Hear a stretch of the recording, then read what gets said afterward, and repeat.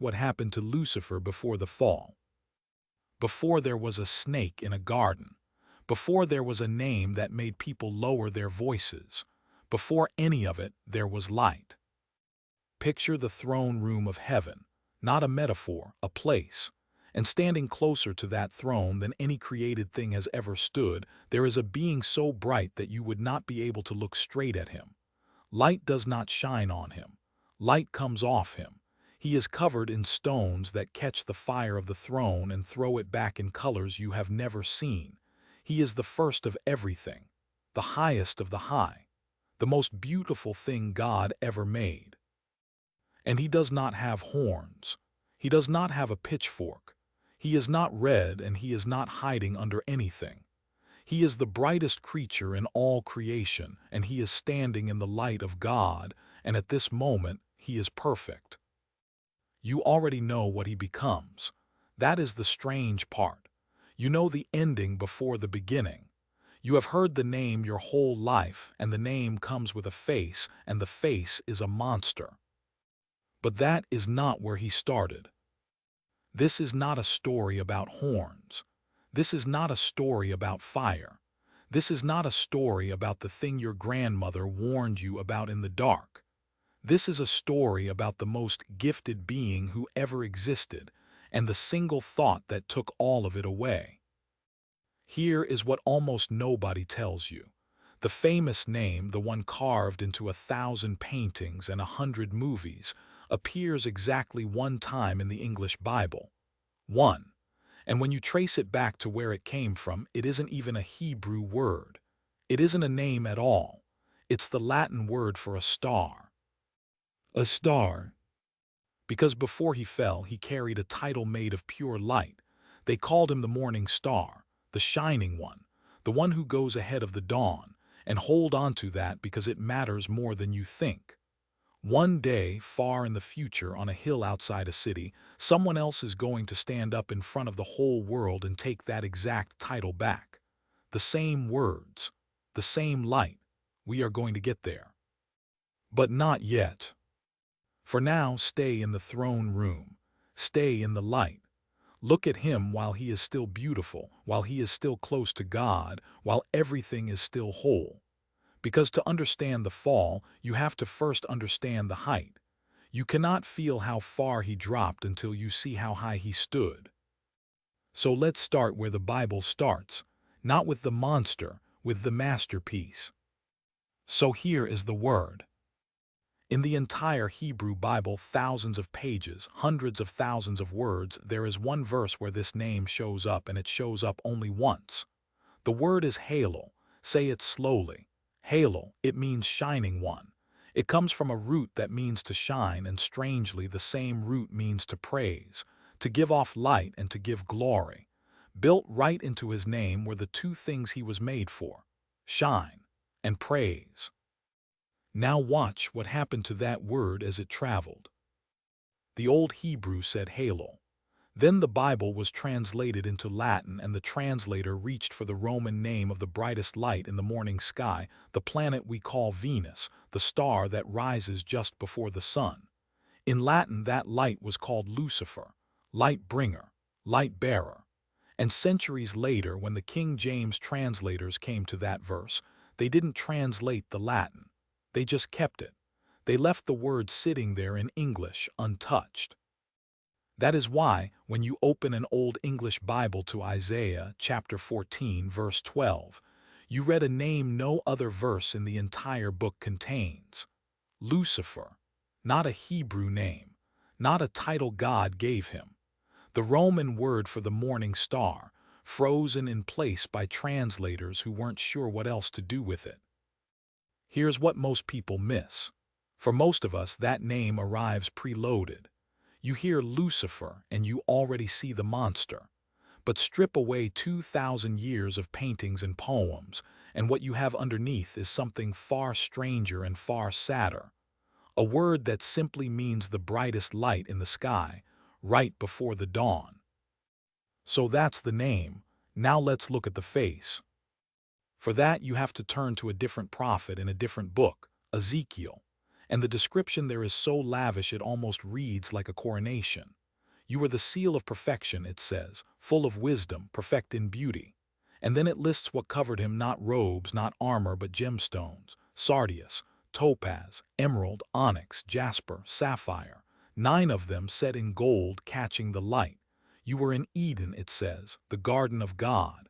You were the anointed guardian cherub. You were on the holy mountain of God. You walked back and forth among the stones of fire. Sit with that picture for a second. A being of perfect wisdom and perfect beauty, dressed in living jewels, standing on the mountain of God, walking through fire and not burning. Not a servant in the back of the room. The guardian at the center of it, so close to the throne that the fire of God was the ground under his feet. You were blameless, the prophet says, blameless from the day you were created. And then comes the line that turns everything cold. Till, blameless from the day you were created, till iniquity was found in you.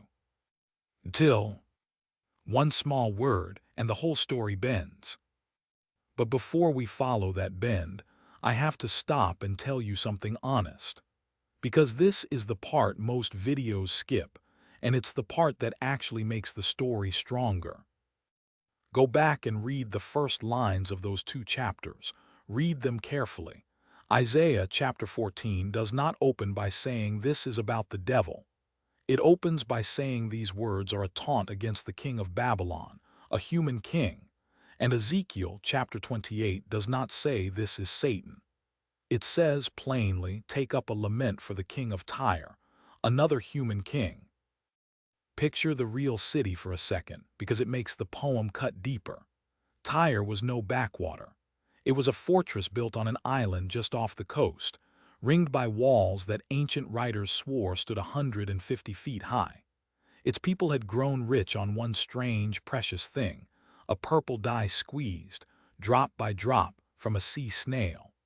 The color was so rare and so costly that kings across the ancient world wore it just to prove they were kings. The Greeks even named these traders after it, the Purple People. And the man on the throne of that island, around 600 years before Christ, was almost certainly a king the records call Ethbal in Hebrew. Now here is what makes his story hard to read next to Ezekiel's poem. The most powerful empire on earth came for him. Nebuchadnezzar, the same Babylonian king who had just flattened Jerusalem, turned his army on that little island and laid siege. And the siege didn't last a week or a season. The historian Josephus preserved old Phoenician records saying it dragged on for 13 years. 13 years of an empire camped outside your gates. And Tyre did not fall, not to Nebuchadnezzar. The island held, he never broke it. Do you see how a king like that might start to believe he was untouchable?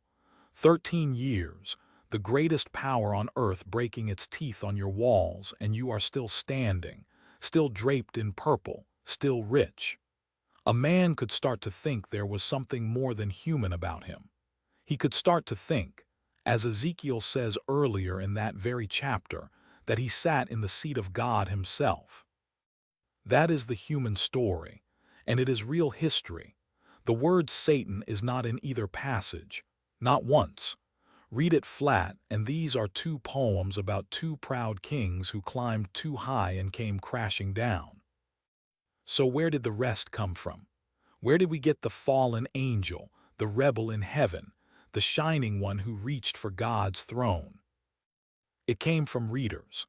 Early Christian readers, men like Tertullian, writing in North Africa less than 200 years after Jesus, and Origen, a generation later, looked at these poems about doomed kings and felt something underneath the words. Because the language of the lament swells past anything a Phoenician king could ever claim. You were in Eden. You were the anointed cherub. You were on the holy mountain of God.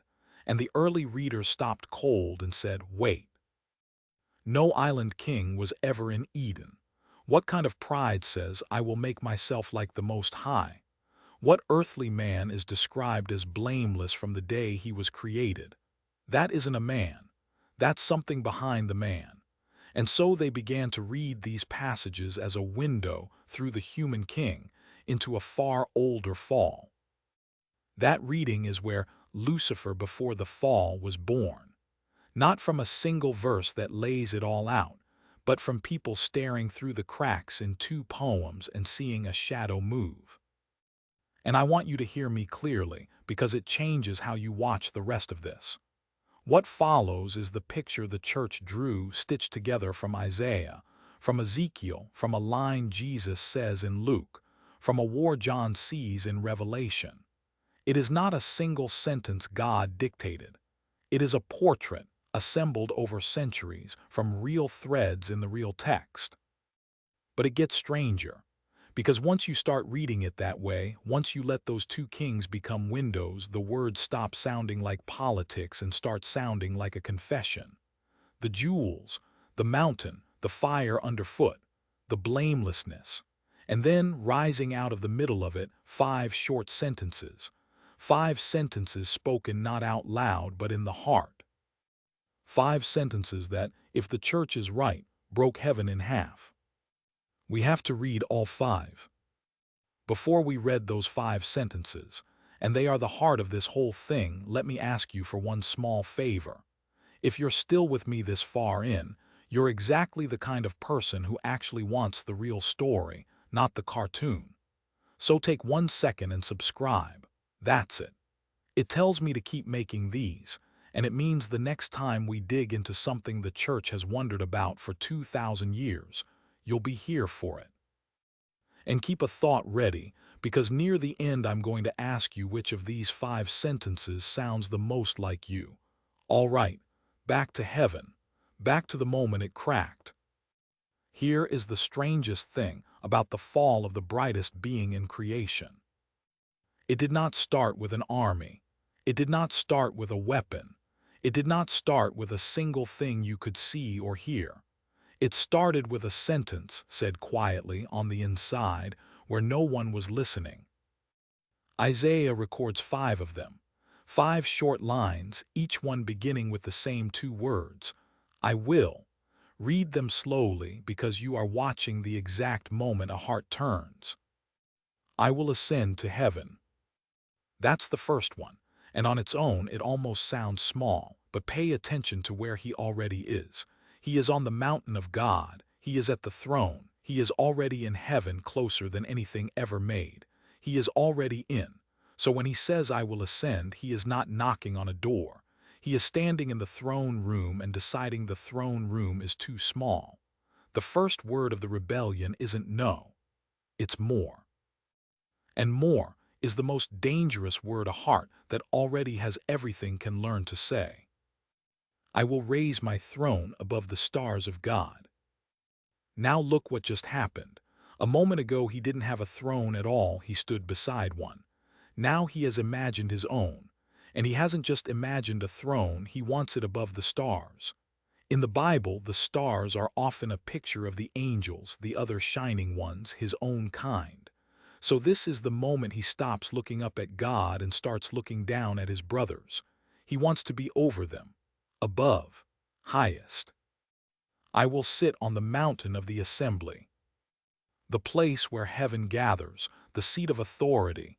He doesn't want to attend the meeting anymore. He wants to run it. I will ascend above the tops of the clouds. Higher still. The clouds, all through Scripture, are where the glory of God settles, the veil between the seen and the unseen. He is climbing past the last marker, reaching for the one place that was never his. And then the 5th one, the one all the others were really hiding inside. I will make myself like the Most High. There it is, that's the whole rebellion in 6 words. Not I will serve God better. Not even I will leave God. It's I will be God. Not like the angels. Not like the other shining ones he wanted to rule. Like the Most High. He had spent his whole existence reflecting a glory that came from somewhere else. And in 1 sentence he decided he would rather be the somewhere else. The creature looks at the Creator and decides the gap between them is a thing he can close. He doesn't want to live in the light anymore. He wants to be the source of it. And here is the quiet part. Look at why. Ezekiel gives us the reason in one devastating line. Your heart was proud, it says, because of your beauty. Because of your beauty.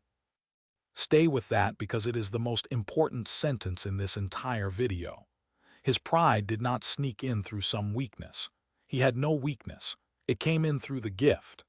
The very thing that made him glorious, the beauty, the wisdom, the light, became the thing he started to worship. He looked at what God had made him, and somewhere in that looking, he forgot who made it. The mirror replaced the throne. The gift replaced the giver. He was built to shine and to praise. Remember, that was in his name, and he kept the shining. He just stopped the praising. He took all that light that was meant to point up to God and he turned it back on himself. That is the moment heaven broke. Because a choice like that cannot stay private. The book of Revelation shows us what it became, and it is not quiet anymore. It is not a quiet scene at all. John sees the sky itself split open. Michael, the great archangel, drawing up the armies of heaven on one side, and facing them no longer a beautiful cherub but a dragon, vast and red, its tail thrashing across the stars. They fought, John says. The shining one who wanted to sit above every star now turns and makes war on the one who made them. And he loses. There is no place left for him in heaven. He is thrown down, and the brightest light God ever made falls out of the sky like something burning. And John writes one detail that should make your breath catch. The dragon's tail, he says, swept a third of the stars out of the sky and threw them down to the earth. Now, many who have read that line for centuries have understood those falling stars the way we talked about before as angels. A third of heaven's shining ones, following the brightest one down. We can't be dogmatic about the number, but the picture is unbearable. He didn't fall alone. Whatever he was, and he was magnificent, he was persuasive enough to take a piece of heaven with him. Think about the grief in that. Not yours, God's. The most beautiful thing he ever made, standing in his own light, surrounded by his own fire, and it chose, with a sentence said in secret, to want the throne instead of the one on it. And it talked others into wanting it too. He had everything: proximity, beauty, wisdom, a name made of light. He stood where no creature has stood before or since. And he traded all of it for a sentence. 2,000 years after Tertullian and Origen first looked through those poems and saw a shadow, a small group of ordinary men came back from a mission trip, thrilled. They had been out in the villages, and they had seen things happen, sickness lifting, darkness breaking. And the man they followed listened to their joy, and then he said something that should stop you cold. I saw Satan fall like lightning from heaven. That's Jesus, speaking in the Gospel of Luke. And I want to be honest with you the way I promised at the start. Scholars genuinely debate what moment he was pointing to. Some hear him describing the original fall, the one we've been circling this whole time. Others hear him describing what was happening right then in his ministry, as that ancient power started losing its grip. We don't have to settle it to feel the weight of it.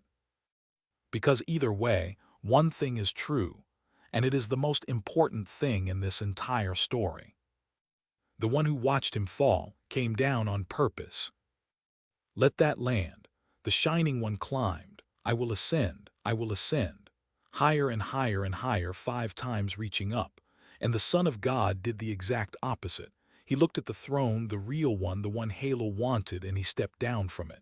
Down past the clouds, down past the stars, down into a body, into a manger, into a life that ended on a Roman cross. One being clawed upward and lost everything.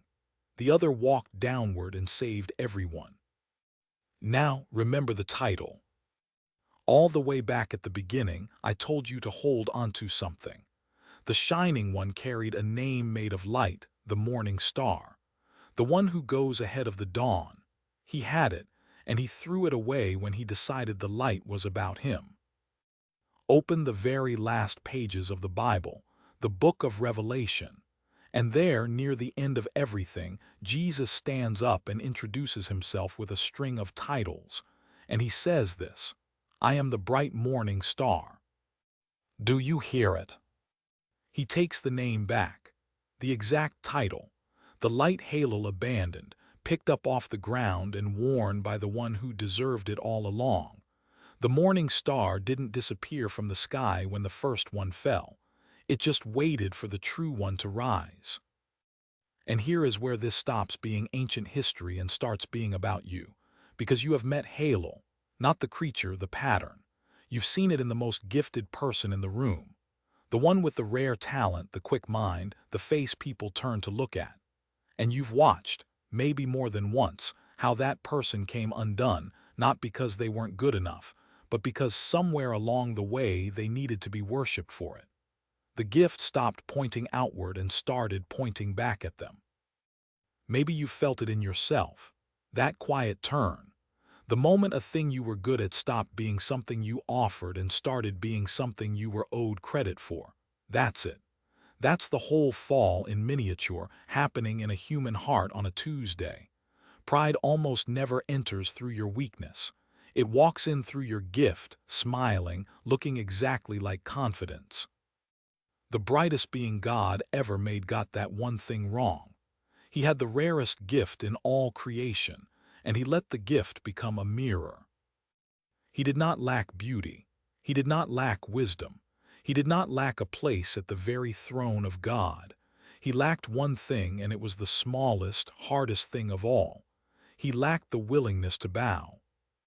So let me leave you with 3 things to carry out of this. The first one is about knowing the difference between what is written and what is drawn. The name Lucifer is not a Hebrew name, and it is not a biography. It is a Latin word for a star, sitting in one verse, in one old translation. The rich picture we just walked through, the cherub, the jewels, the 5 sentences, the war, is a portrait the church assembled over centuries, reading Isaiah and Ezekiel and Luke and Revelation together, looking through 2 proud kings to see something older behind them. That portrait may well be true. Faithful readers have believed it for 2,000 years, and the threads are real threads. But you should always know which is which, what the text says out loud, and what the church has drawn between the lines. Hold both with honesty, and your faith gets stronger, not weaker. The second one is closer to home. The fall did not begin with an act. It began with a sentence said on the inside where no one could hear it. I will, 5 times in the quiet. By the time pride is loud enough for other people to notice, it has already been talking to you privately for a long time. So watch the inside. Watch the sentences you say to yourself that no one else gets to hear. That is where every fall starts, and that is where every fall can still be stopped. And the third one. This is the one I really want you to take with you. The distance between the brightest being in creation and his ruin was not a lack of talent. He had more than you or I will ever have. It was not a lack of beauty or wisdom or nearness to God. He stood closer to the throne than anyone ever has. The distance was one bent of the heart, one choice made over and over in secret, to be worshipped instead of to worship, to keep the light for himself instead of handing it back up to the one who lit it. That's the whole thing. That's the entire fall. And it means the most dangerous moment in your life is not your weakest moment. It's your best one. It's the moment you are most gifted, most admired, most right, because that is exactly when the light is brightest, and exactly when it is easiest to forget who it belongs to. The brightest creature God ever made got that one thing wrong. You don't have to. So here's my question for you, and I really want you to answer it down in the comments. Out of those 5 sentences, I will ascend, I will raise my throne, I will sit on the mountain, I will rise above the clouds, I will be like the Most High, which one sounds the most like something you have whispered to yourself? Be honest. Nobody's watching but you. That's the whole point. He reached for the throne, and he lost the light. The true morning star left the throne, and became the light.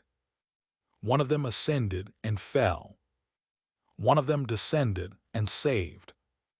The dawn always knows which star to follow.